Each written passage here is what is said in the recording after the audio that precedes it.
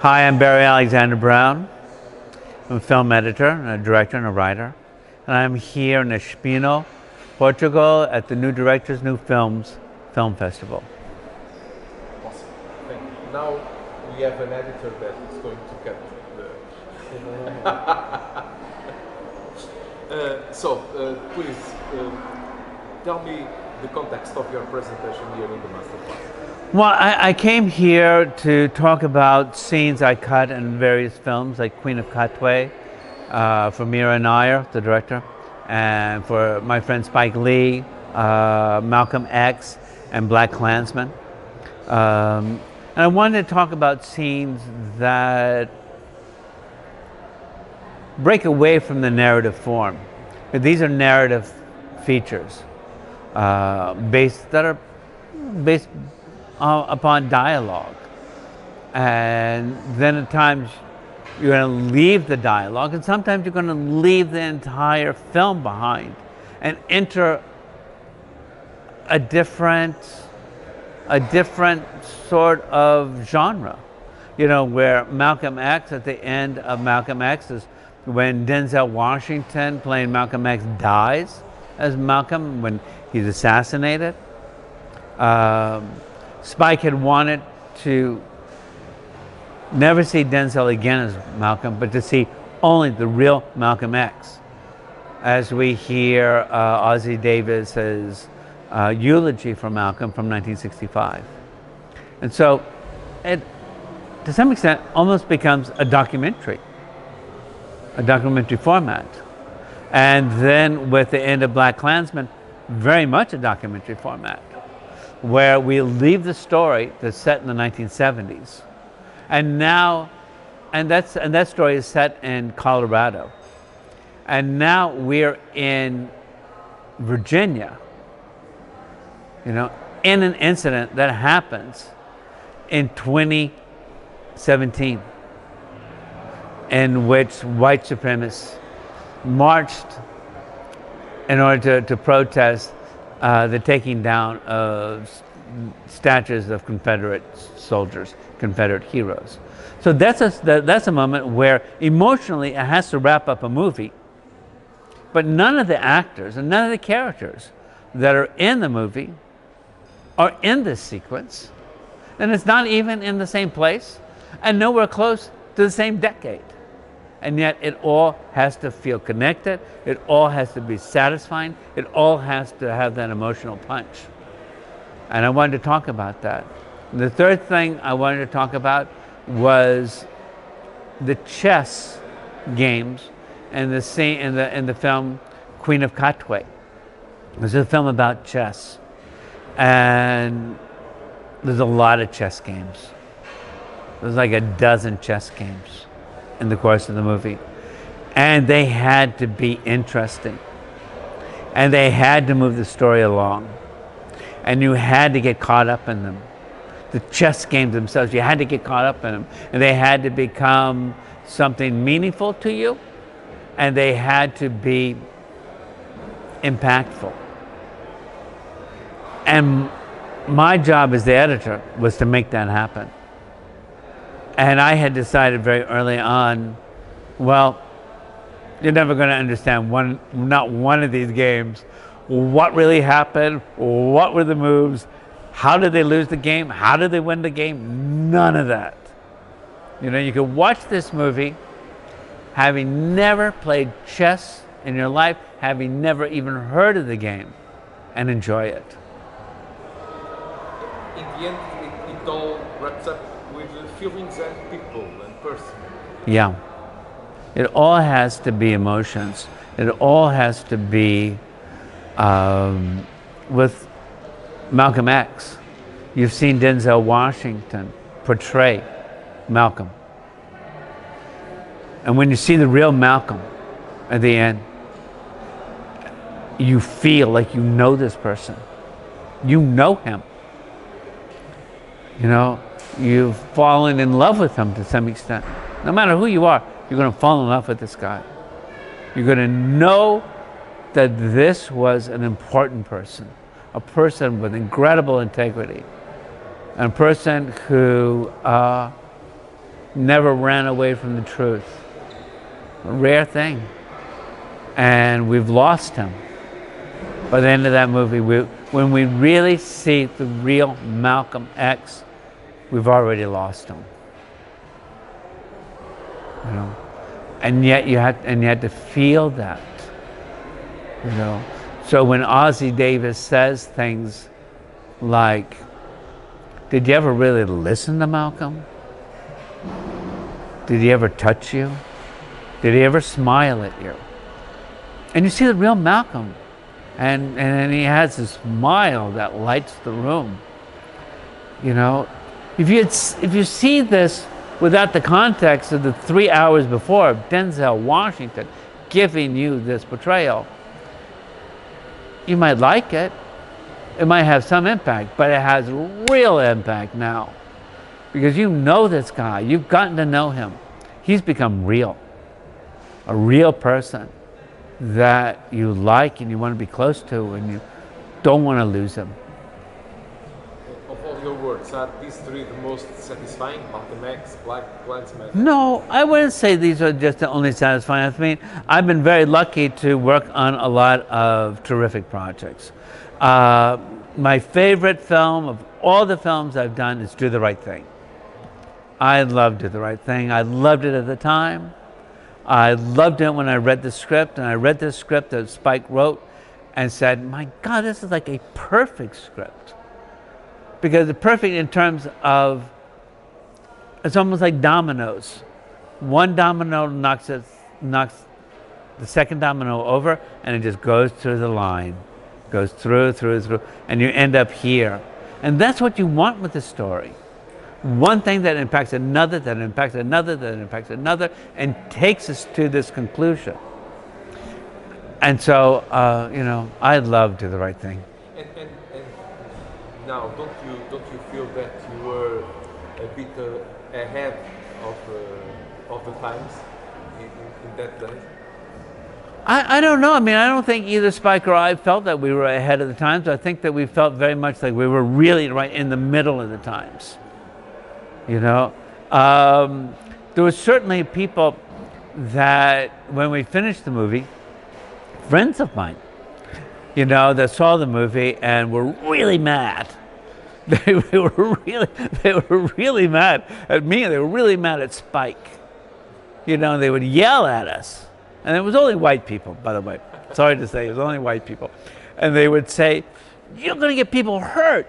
You're going to get people killed. You're going to start riots with this movie. You guys are completely irresponsible."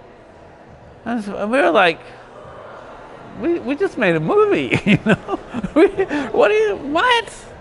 What's the big reaction for, right? This is just a movie. You know, and when the first time we were attacked by it, personally, I mean, really attacked, really angry people, you know, I was so shocked. Because it's just a movie, you know? I mean, don't you get caught up in the story and you feel this thing? I mean, obviously they were really feeling something major.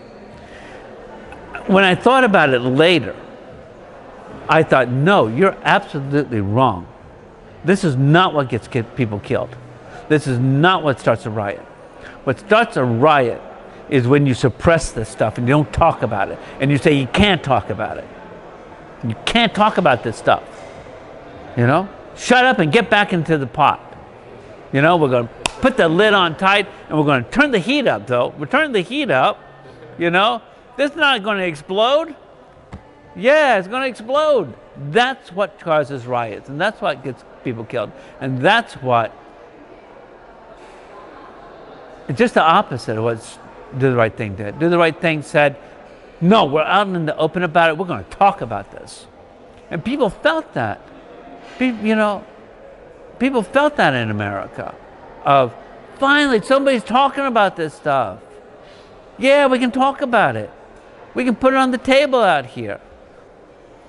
It's refreshing for most of these people.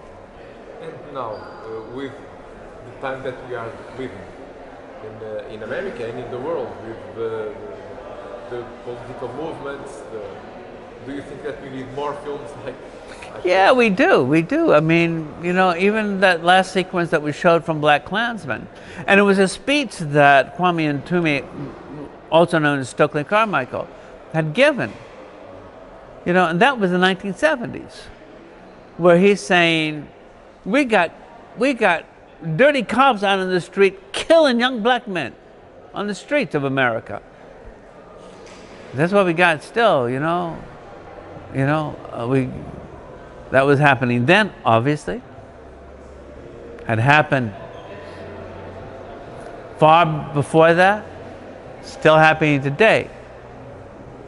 So, but I think the difference between now and then is that people are doing something about it and people getting mad about it rather than should it happen again, you know? How does an editor, and you know it very well, how does an editor makes that crescendo in power? We start down here and then we go. I mean, really, it's got to start. It's got to start in the writing. You know, I mean, it's hard to do it if it's not in the writing. It's not in the performance. You know, you got to have that. I mean, there's times where I might add, you know, punches. Like I might repeat a line. There's a line in that speech, the Kwame Nkrumah speech. I repeated this thing. He says, "Kill me," right? 3 or 4 times. Ah, yeah. I think it might be like 5 times. 5 times, yes. I don't know. It's a bunch of times, you know, and I don't think it was in the original performance. I think it's a thing of that we have all these different cameras, and I like it. Kill me, kill me, kill me, kill me, kill me, right? And it's different takes, so it's not exactly the same line delivered over and over and over, because if it's the same line delivered over and over and over, you're going to feel it. I might be able to use the same take after 3 cuts, right? But I can't use it back to back because you're going to feel it. You're going to feel like, shit, that's the same take. You're saying it exactly the same way, right? And of course, that's the thing of I'm trying to lead us back to the undercover cop, played by John David Washington, right? Because that's the thing that's got to have impact on him, right?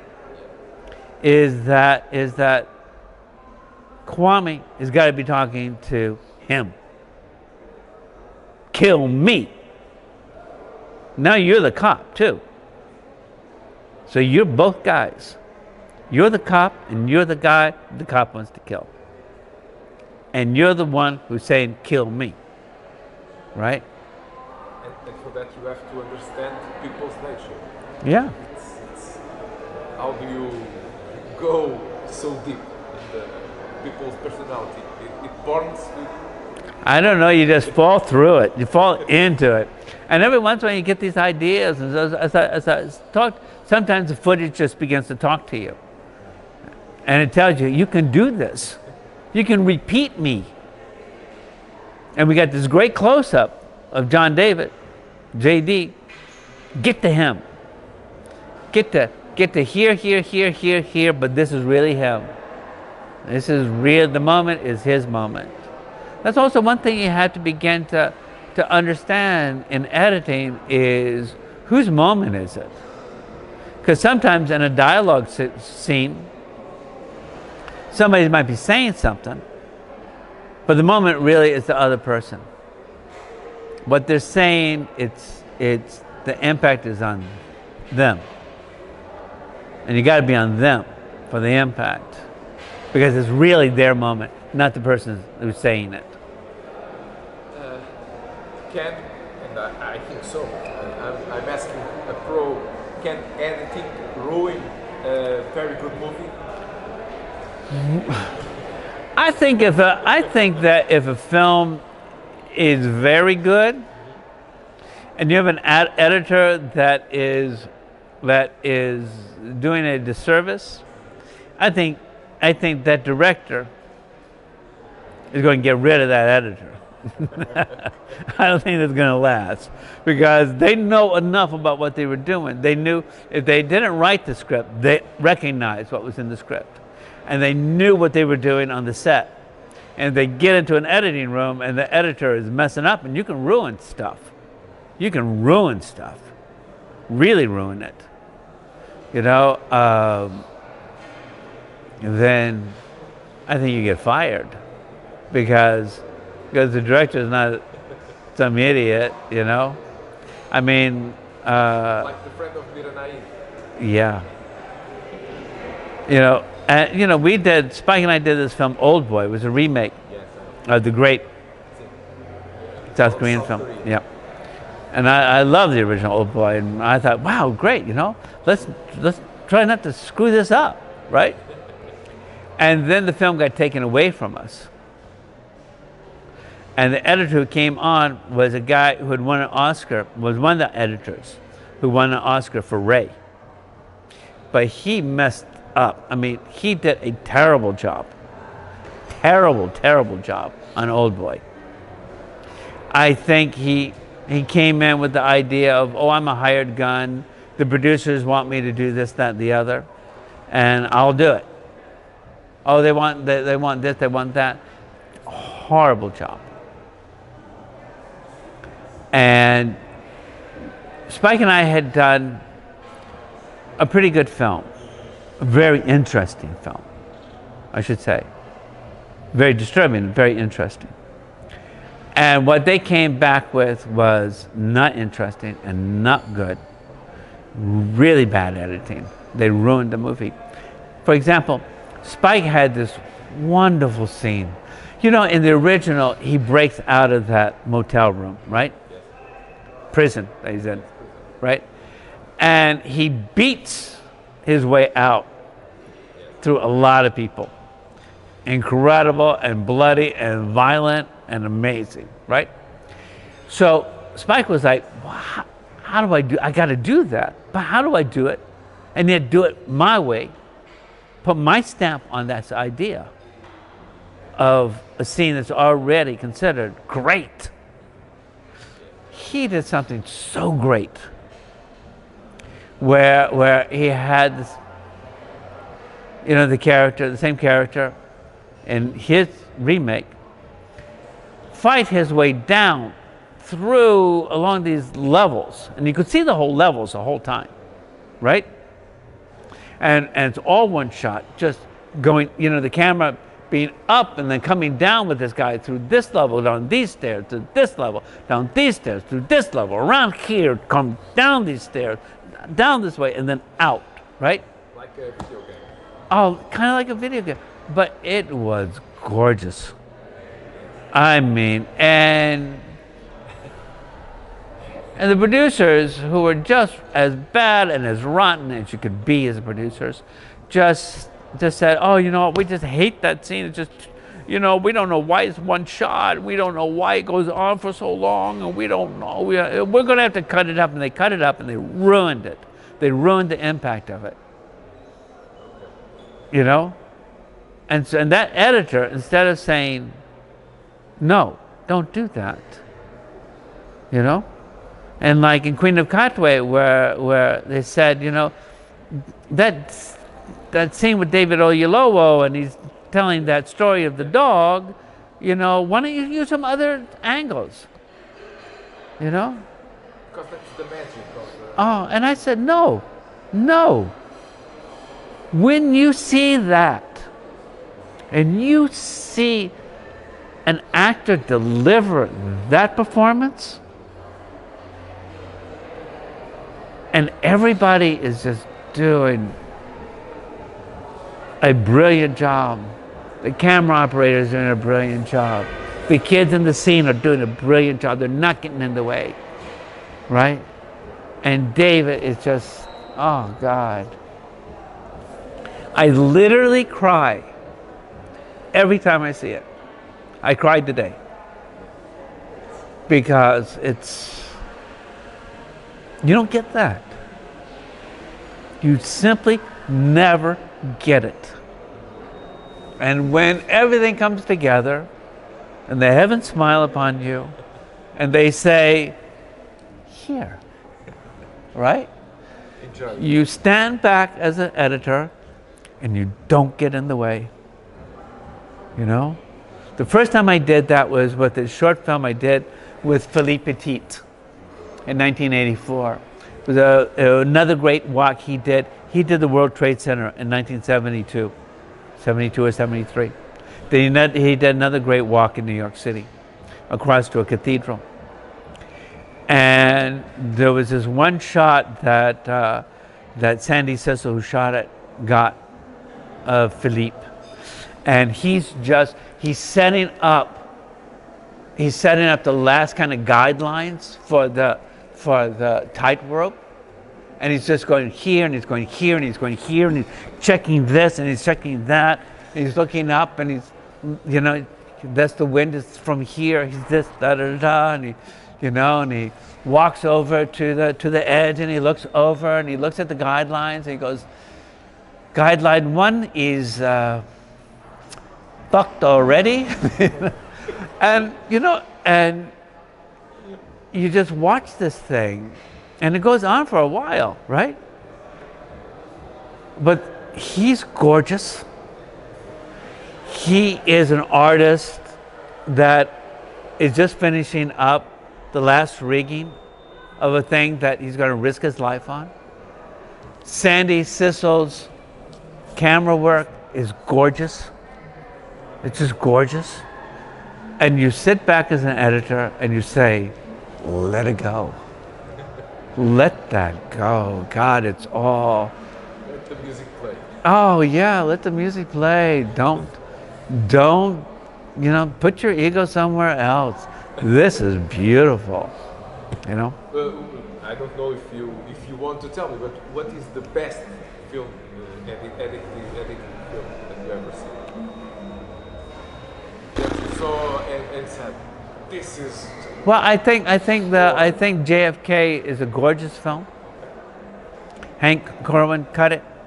I have to go rewatch it. Oliver Stone. Yeah. Oliver Stone, who is, and he's got to be an editor because his stuff is so beautifully cut. But you know, I have to tell this story. When I got nominated for BLACKkKLANSMAN, Hank was nominated for Vice. And Hank and I became friends during that process of being out in LA and promoting. And we were in a party, and he looked over and he said, oh fuck, it's Oliver Stone. I said, what do you mean fuck, it's Oliver Stone? He goes,